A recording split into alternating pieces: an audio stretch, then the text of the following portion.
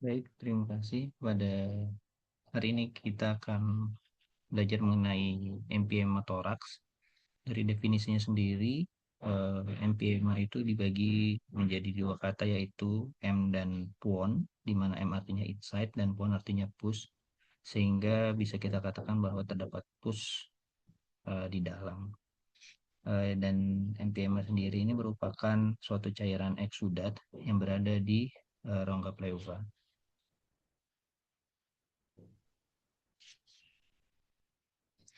Patogenesisnya sendiri dari emphysema itu bisa melalui beberapa cara. Sumber infeksinya masuk bisa eh, akibat dari infeksi paru, infeksi pada mediastinum, infeksi di daerah servikal, lalu infeksi di rongga dada maupun di area subfrenik.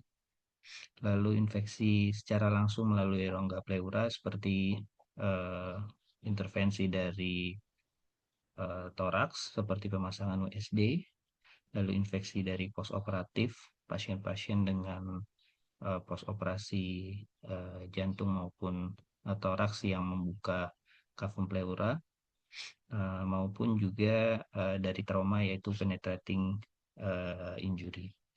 Lalu bisa melalui infeksi secara hematogen namun uh, populasinya atau etiologinya kurang dari 1%. Ini merupakan patofisiologinya di mana mikroorganisme menyebar setelah masuk menyebar melalui kavitas pleura sehingga menyebabkan inflamasi. Lalu terjadi beberapa proses di kavitas pleura seperti injuri dari sel-sel endotel dan juga eh, ketidakstabilan dari permeabilitas kapiler. Lalu cairan tersebut menyebabkan abnormalitas dari drainase limfatik. Ada tiga fase dari emphysema. Yang pertama adalah fase eksudat, di mana fase eksudat ini sudah mulai terjadi penebalan dari pleura dan biasanya muncul 2 hingga 5 hari setelah onset. Lalu sudah mulai terdapat akumulasi cairan secara cepat, namun uh, dari kultur bakterinya biasanya ditemukan negatif. Lalu fase fibropurulen, di mana cairan tersebut sudah semakin purulen dengan onset lebih dari 5 hari hingga 10 hari, dan pleura yang tadinya bakterinya negatif pada fase ini sudah muncul bakteri, dan pengumpulan cairan tersebut terjadi secara progresif dan loculated. Lalu pada fase terakhir adalah fase organisasi. Apabila tidak ditangani pada fase sebelumnya, maka cairan pleura semakin menebal dan biasanya paru-paru itu sangat uh, tidak bisa mengembang atau biasanya sudah kolaps. Uh, Pada emphysema ini uh, jaringan-jaringan fibrin biasanya menempel pada kavitas pleura sehingga menyebabkan pertumbuhan yang tidak normal sehingga menyebabkan penebalan pada pleura itu sendiri. Apabila sudah menebal, maka itu yang nantinya akan menyebabkan paru sulit untuk mengembang. Emphysema akut dikatakan apabila masih kurang dari 6 minggu dan kronik apabila lebih dari 6 minggu. Ini untuk fase-fase dari emphysema. Pada fase eksudat, biasanya kita akan melakukan tindakan torakosintesis atau pemasangan cup torakostomi yang nantinya akan disambungkan dengan selang Walther-Seal drainase. Pada fase ini kita harus cepat untuk melakukan pemasangan drain. Tujuannya adalah untuk evakuasi dari cairan, uh, sebab pada fase ini uh, masih dimungkinkan paru-paru masih dapat mengembang dengan baik. Lalu pada fase fibrinopurulen di mana sudah terjadi peningkatan deposisi dari fibrin pada kavitas pleura sehingga menyebabkan paru sudah uh, sulit mengembang sehingga masih memungkinkan untuk dilakukan pemasangan eh, drain intrapleura yang disambungkan dengan water seal drainase, lalu ditambah dengan fibrinolitik interpleura. Namun ini tidak rutin untuk dilakukan. Lalu apabila pasien memungkinkan, maka kita juga bisa melakukan torakotomi. Lalu fase yang terakhir adalah fase organization atau fase kronik emphysema, di mana fibroblast semakin bertumbuh sehingga menyebabkan penebalan pada pleura, eh, di mana fibroblast tersebut menggantikan eh, menjadi granulasi yang menggantikan dari kavitas pleura. Pada fase ini paru sudah tidak bisa mengembang diakibatkan dari pil yang tebal tadi. Dan untuk tata laksananya, biasanya kita akan lakukan terlebih dahulu dekortikasi.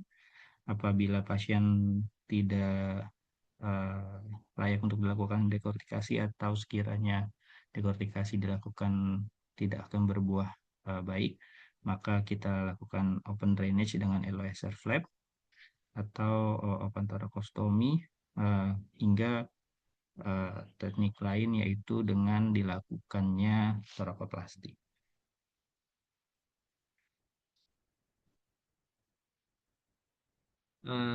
Penyebab utama biasanya dari emphimotoraks yaitu akibat dari kuman tuberkulosis, yaitu tuberkulosis pleura, di mana ini merupakan TB primer, dan efusi pleura pada kasus TB pleura biasanya muncul pada 5% pasien.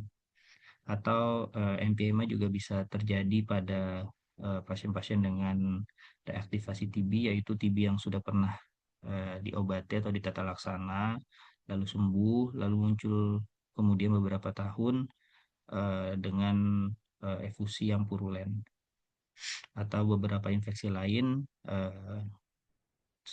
yang menyebabkan fistel pada bronkopleura.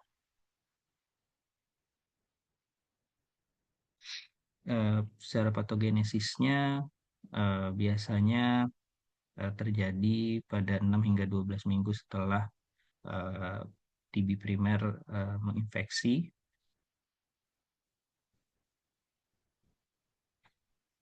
Diagnosis pertamanya biasanya apabila terdapat eh, gambaran efusi pleura pada CXR, setelah kita lakukan pemasangan chest tube drainase pada intrapleura, biasanya kita akan melakukan beberapa tes untuk mendukung diagnosa dari emphysematoraks.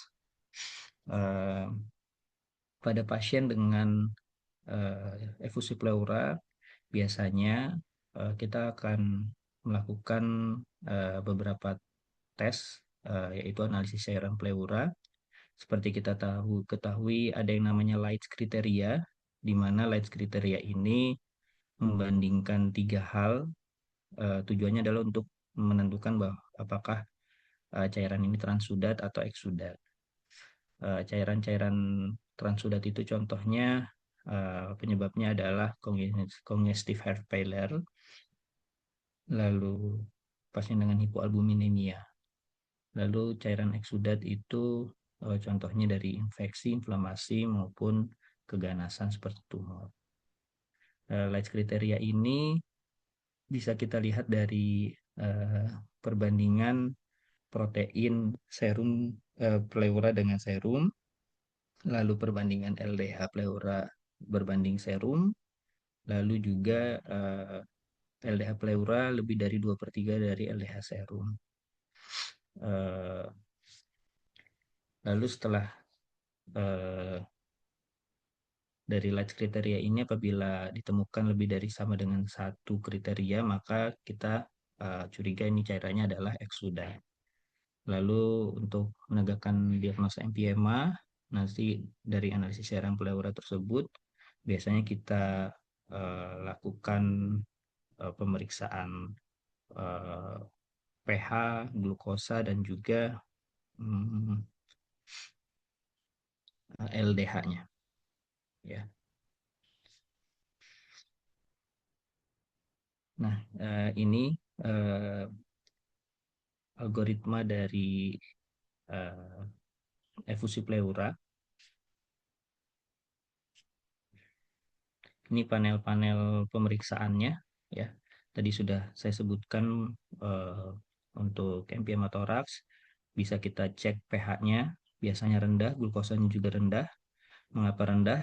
Sebab bakteri itu mengkonsumsi dari eh, glukosa dan juga aktivitas dari bakteri tersebut menyebabkan metabolisme anaerob sehingga eh, terjadi peningkatan laktat dan pH cenderung akan menurun. Lalu didapatkan juga LDH-nya meningkat lebih dari 1000 mg per mililiter. Mengapa LDH meningkat? Biasanya akibat dari fase infeksi kronik. Lalu untuk mendukung penegakan diagnosanya, kita butuh pemeriksaan kultur dan juga pemeriksaan PCR TB untuk mengetahui apakah penyebabnya kuman TB atau bukan. Lalu kita juga bisa melakukan pemeriksaan sitologi di bawah mikroskop untuk menegakkan diagnosa keganasan dan juga IHK.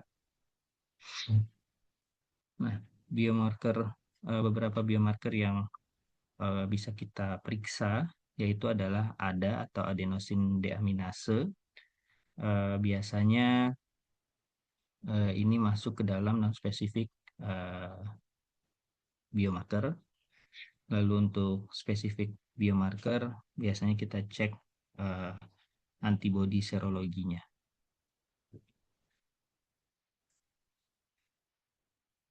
Dari imagingnya untuk MPMA sendiri biasanya kita bisa melihat adanya penebalan pleura parietal, lalu terdapat pleural enhancement. Beberapa kita juga bisa melihat adanya air bubbles dan juga adanya peningkatan fat pada extrapleural.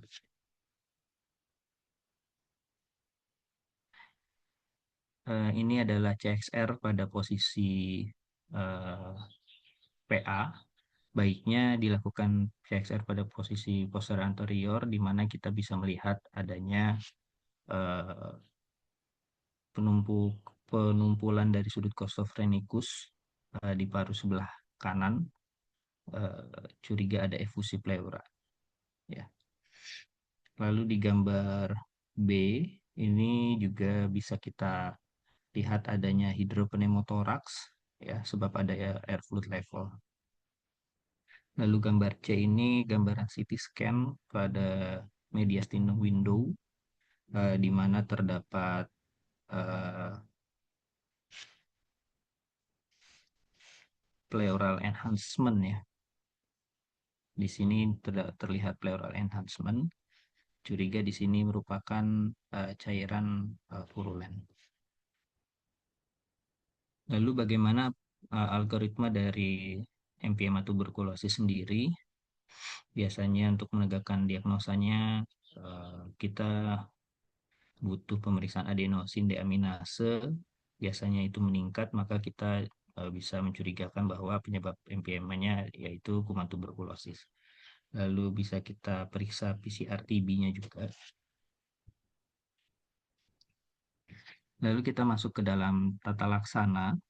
Eh, Pada zaman dahulu sebelum ditemukan pengobatan pengobatan medikamentosa, semua pasien-pasien dengan infeksi biasanya akan kita tata laksana eh, infeksi paru akan kita tata laksana secara surgical, yaitu dengan membuang kavitas paru yang terinfeksi seperti itu. Namun seiring berkembangnya zaman, kita mengenal yang namanya tata laksana medikamentosa ataupun non medikamentosa ya. Medikamentosa seperti pemberian antibiotik ya. Lalu non medikamentosa lainnya seperti breathing exercise itu eh, mulai berkembang sehingga menurunkan angka dari eh, reseksi paru. Lalu apa tujuan dari tata laksana MPMA? Yaitu tujuannya adalah untuk eh, source control infection, yaitu untuk mencegah sepsis. Biasanya kita akan menggunakan obat-obatan antibiotik. Lalu tujuannya adalah mengeluarkan pus yang ada di rongga pleura. Kita evakuasi dengan cara mengeluarkannya. Lalu tujuan lainnya adalah obliterasi atau penutupan dari kavitas MPMA-nya, sehingga eh, harapannya paru dapat mengembang seperti itu. Nah, pada penata laksanaan ini eh, harus sesuai dengan eh, medical history pasien. Kita harus tahu etiologinya apa, apakah karena kuman TB atau kuman infeksi lainnya. Karena itu harus ditata laksana eh, pengobatan primernya. Lalu jangan pernah menunda pengobatan antibiotik.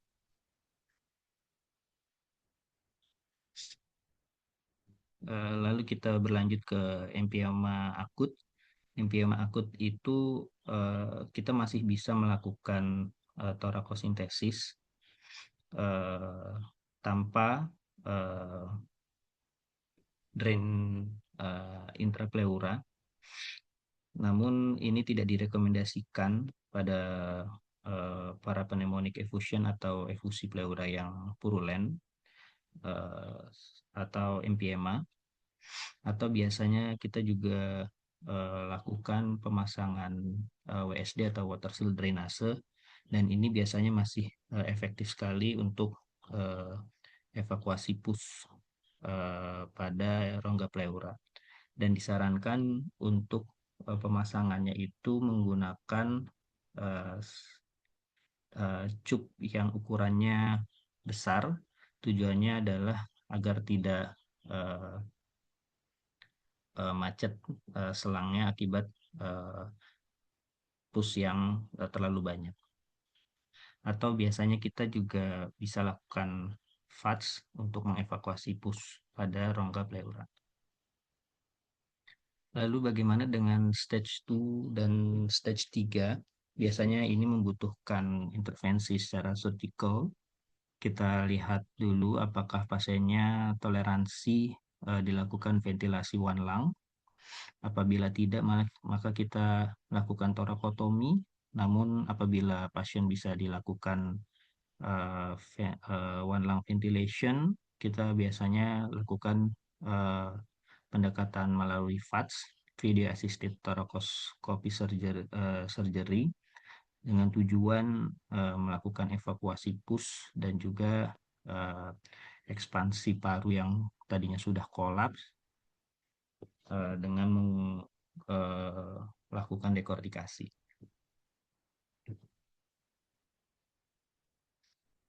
Ini tadi empiema akut biasanya pemberian antibiotiknya dilakukan selama 2 hingga 6 minggu.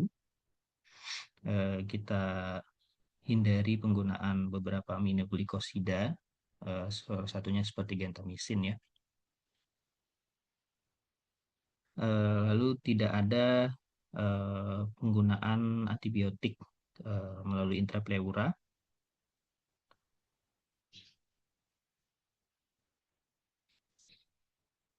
Ini empiema akut. Tadi bisa kita lakukan pemeriksaan analisis cairan pleura di mana pH-nya rendah, yaitu kurang dari 7,2, glukosanya rendah kurang dari 40, dan juga LDH-nya tinggi lebih dari 1000. Dan disarankan untuk menggunakan cup yang ukurannya lebih besar dari 24 frank. Karena itu biasanya lebih efektif. Lalu pada stage 2, yaitu fibrinogen fase, yaitu fase setelah terjadinya fase eksudat. Biasanya terapinya ditujukan sesuai dengan patofisiologinya, di mana sudah muncul deposisi atau penumpukan fibrin dan juga sudah mulai terjadi lokulasi. Maka biasanya kita bisa melakukan intrapleural fibrinolitik, namun Ini jarang atau tidak rutin dilakukan pada pleura effusion, dan ini juga tidak kita lakukan pada emphysema yang fase eksudat. Lalu bagaimana cara kita mengevakuasi cairan yang terokulasi tersebut? Biasanya kita lakukan dengan cara eh, surgical intervention, yaitu dengan VATS maupun dengan thoracoskopik.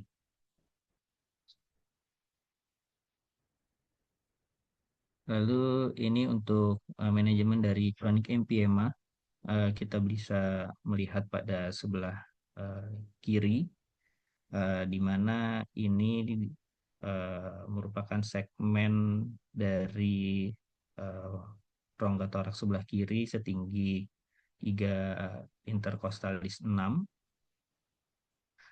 Dilakukan pemasangan drain juga dengan tujuan untuk eh, mengambil atau mengevakuasi dari pus. Bagaimana apabila kita menemukan pasien dengan chronic emphysema, yang kita tahu bahwa chronic emphysema ini pilnya pasien itu sudah sangat tebal sekali dan sudah menyebabkan mediastinal shift. Kita bisa lakukan pertama yaitu dekortikasi, yaitu dengan melakukan pengambilan pil-pil yang tebal tadi pada pleura dengan cara manual, biasanya pakai tangan, apabila kita operasi menggunakan torakotomi, atau bisa kita lakukan dengan VATS. Karena pil yang tebal ini menyebabkan uh, sulitnya ekspansi dari paru. Atau kita bisa lakukan open thoracic window. Open thoracic window ini biasanya dilanjutkan juga dengan uh, flap Eloiser. Open thoracic window ini biasanya eh, tujuannya adalah membiarkan rongga toraks itu terbuka, sehingga cairan-cairan purulen tadi itu bisa keluar secara pasif. Lalu pasien dan atau keluarganya bisa melakukan perawatan secara mandiri. Nah, ini adalah dekortikasi, di mana eh, kita melakukan apa namanya, tindakan pil-pil yang pada ya pil-pil yang menebal pada eh, pleura atau paru-paru, apa, pleura parietal itu kita klotokin. Tujuannya adalah untuk membuat paru kembali mengembang. Lalu apabila kita menemukan bronchopleura fistel, kita harus tutup karena itu nanti akan menyebabkan permasalahan-permasalahan baru lagi.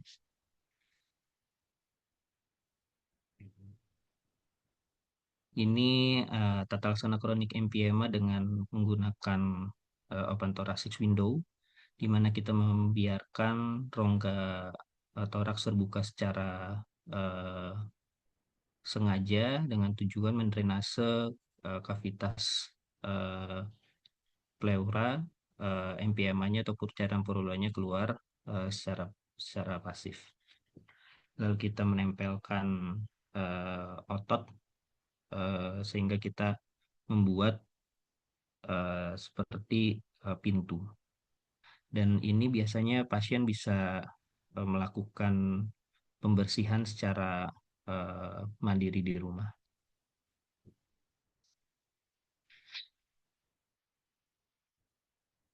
Ini adalah cara lain, yaitu dengan wound vacuum assisted closure. Eh, Pemasangan ini biasanya menggunakan suction yang diaktifkan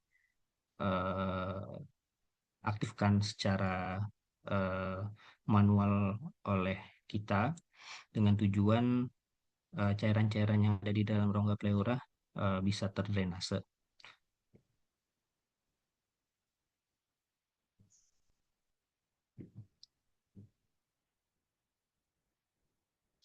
Lalu manajemen lain dari tuberkulosis emphysema, selain kita bisa melakukan medical terapi seperti penggunaan antibiotik, beberapa indikasi lain juga bisa digunakan yaitu reseksi paru pada pasien-pasien dengan infeksi TB.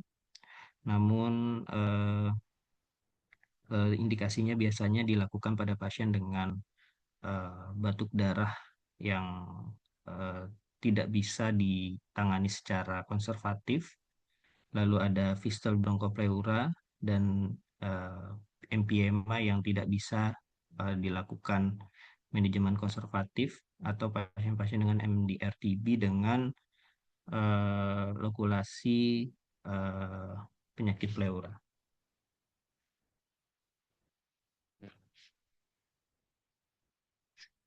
Lalu ada kita kenal yang namanya kolaps terapi. Torakoplasti ini eh, merupakan operasi yang sudah sangat tua sekali, di mana dia merupakan operasi surgical non reseksi.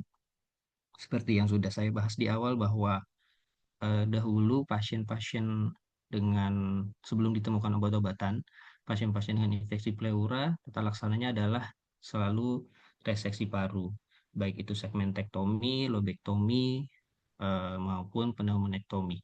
Namun seiring dengan berjalannya waktu, maka ditemukanlah antibiotik, lalu terapi non medikamentosa seperti breathing exercise, ya itu bisa mengurangi angka reseksi paru pasien-pasien dengan infeksi paru. Namun ada lagi tata laksana surgical dengan atau tanpa dilakukannya eh, operasi reseksi paru, yaitu dengan cara reseksi iga, ya.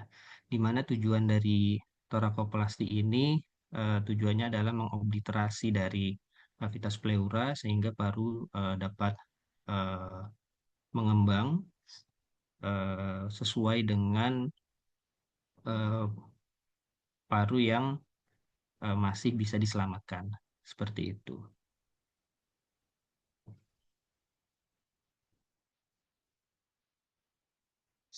Tujuannya adalah untuk menutup kavitas pleura, namun apa, kerugiannya adalah eh, paru-paru benar-benar kolaps. Namun dan juga deformity dari rongga toraks. Torakoplasi sendiri merupakan tata laksana untuk emphysema kronik. Tujuannya sama, yaitu mengobliterasi atau menutup dari emphysema space. Dan tipe-tipe dari torakoplasti biasanya ada beberapa, yaitu torakoplasti total, yaitu posterior segmen dari iga juga di reseksi. Lalu ada torakoplasti parsial, yaitu hanya iga 8 atau 9 saja yang direseksi, atau torakoplasti extended, biasanya iga-iga yang ada di eh, upper, eh, yaitu iga 1 atau iga 2. Tipe-tipe torakoplasti ini ada intrapleural torakoplasti,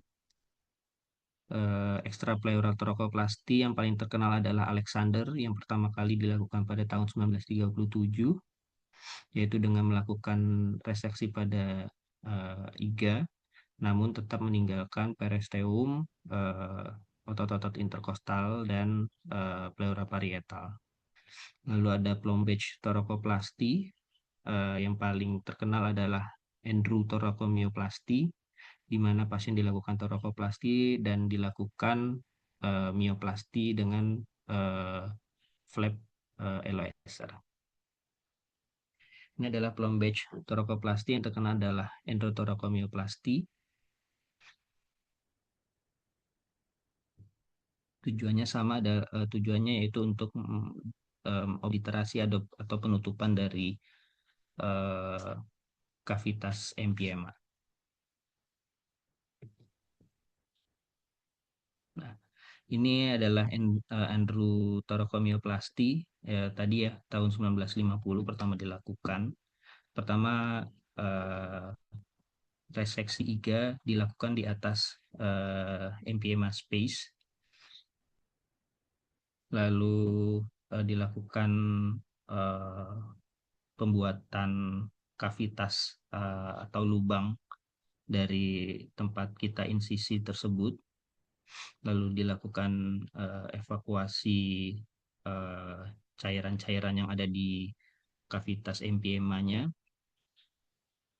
sampai dengan dinding dan kartilago tersebut menyebabkan paru menjadi kolaps. Lalu tidak lupa kita lakukan eh, peeling pada paru-paru. Terakhir kita lakukan penutupan dengan menggunakan flap.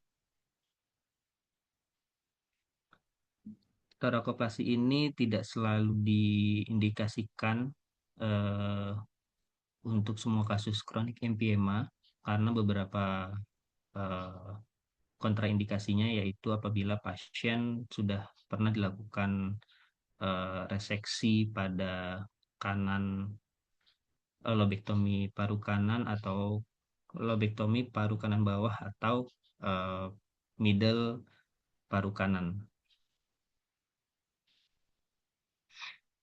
Dan torakoplasi ini lebih baik apabila pasien juga dilakukan dengan open thoracic window drainage atau dengan melakukan uh, flap pada otot-otot yang tersisa tadi. Lalu pasien dengan post pneumonectomy emphysema, uh, torakoplasti memiliki keuntungan lebih uh, baik untuk dilakukan pada pasien dengan post pneumonectomy emphysema.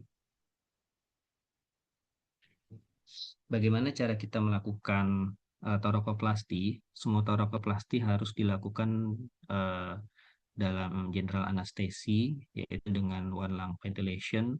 Artinya satu paru dilakukan uh, pengembangan paru, satu lagi paru dilakukan kolaps paru. Tujuannya apa? Tujuannya dengan untuk mencegah aspirasi dari cairan emphysema tadi ke kontralateral paru. Pendekatan insisinya bisa menggunakan posterior incision, posterolateral incision maupun axillary incision. Dilakukan uh, dengan 3 kali operasi ataupun one stage. Lalu uh, salah satu hal yang menjadi pitfalls pada operasi torakoplasti ini adalah nantinya akan terjadi yang namanya fistel bronchopleura. Namun apabila fistel tersebut kurang dari 2 mm, biasanya dapat tertutup secara spontan. Namun apabila terjadi fistel yang lebih besar, maka kita bisa tutup menggunakan flap pada otot-otot untuk menutup uh, lubang tersebut. Baik, terima kasih.